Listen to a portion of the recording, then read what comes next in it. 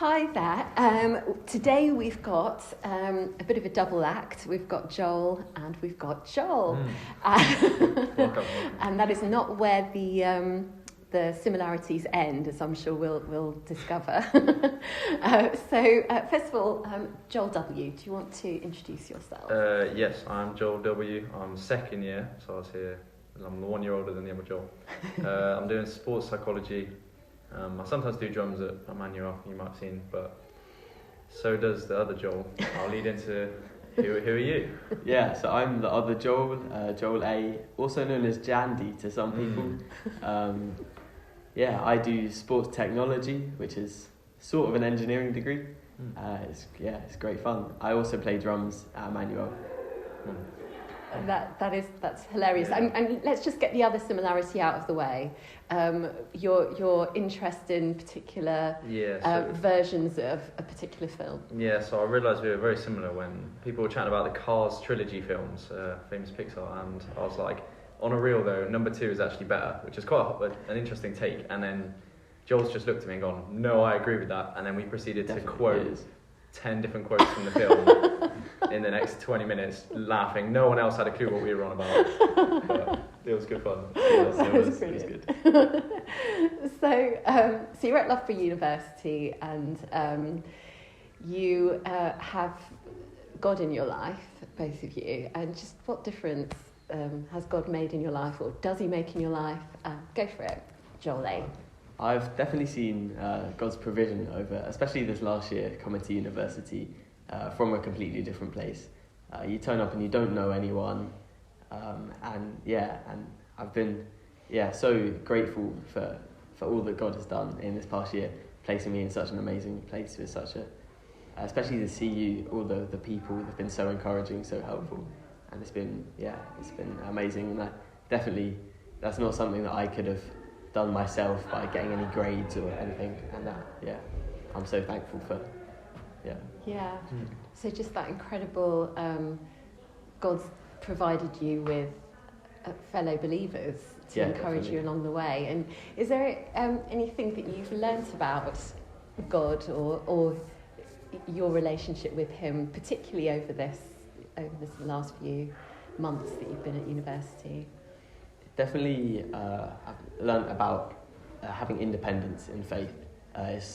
When you first come to university, especially, you can't rely on anyone else to bring you to church. You have to personally decide that that's what you're going to do, and you have to learn to rely on God, especially because it can be really difficult.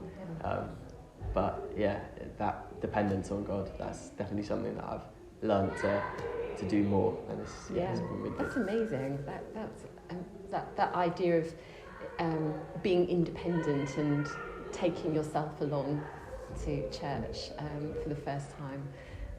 It's encouraging. And Joel W.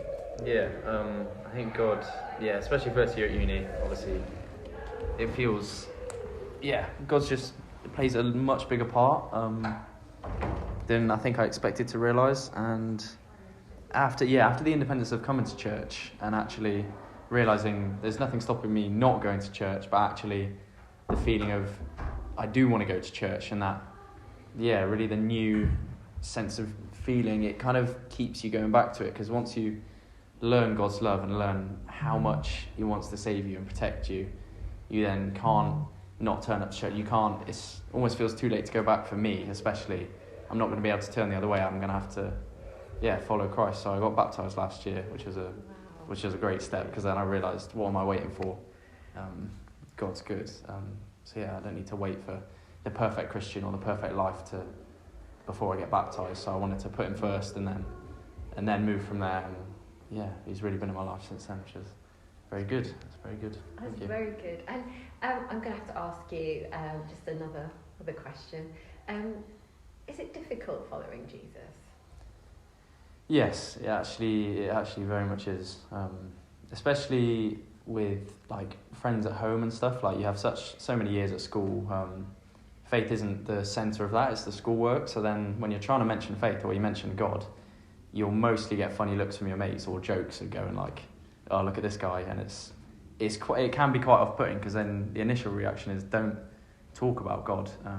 which is the kind of the last thing you want to do, because then you're not putting that faith first, and you're not having those good conversations that's going to grow you as a person, as well as in Christianity. But it is tricky. But throughout all the times where I've been with my friends and they've been either making jokes or comments and stuff, and you kind of learn that it's all right, and it's actually, yeah, you learn to take it on the chin and realise people are making jokes because it's something doesn't sit right with them.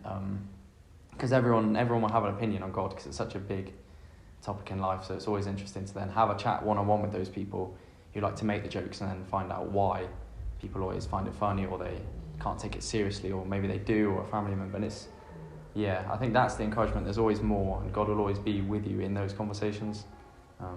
Yeah, it's really helpful. It feels like it's not just me talking to someone, but actually me and God both having a chat. Yeah. Yeah. You've got a verse to share. Is it the same verse? We'll soon find out. Imagine. Go for it. Thanks. Joel. Yeah. So a verse is. It's a little passage from Jeremiah. This is chapter 29. It's quite famous, the first bit. But it says, "For I know the plans I have for you, declares the Lord. Plans to prosper you, not to harm you. Plans to give you a hope and a future." And then my favourite bit is from verse 12 and 13, which says, "Then you will call on me and come and pray to me, and I will listen to you. You will seek me and find me when you seek me with all of your heart."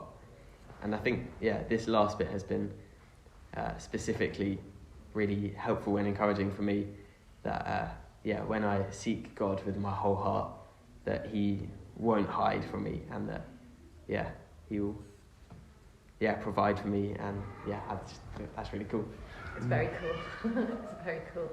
And you, John? Mine's a bit of a more rogue one. You've probably heard. I don't know whoever's listening. It's 1 Corinthians 12 verse 12. It's about the body unity and diversity. "Just as a body, though one, has many parts, but all of its many parts form one body, so it is with Christ." And first of all, it's the analogy of, like, I first heard it when I was working in a sports Christian company I do at home. It'll be like with Key Stage 3 lot, and you're learning actually as a team, even though you're one body, they all have many parts, so everyone's doing different things, but you need to learn to work together as a team. And I remember it sounds quite very childlike explanation. I remember that really sitting with me, that actually in faith, there's actually the people all together form one body. We're all in the same Jesus has saved us, same God has saved us. And it's that reminder that we're all together, and that should bring us close as brothers and sisters in Christ to, really carry on with life with support around us, not just from God, but from people God's also blessed. It's really encouraging to have people around. That is really encouraging.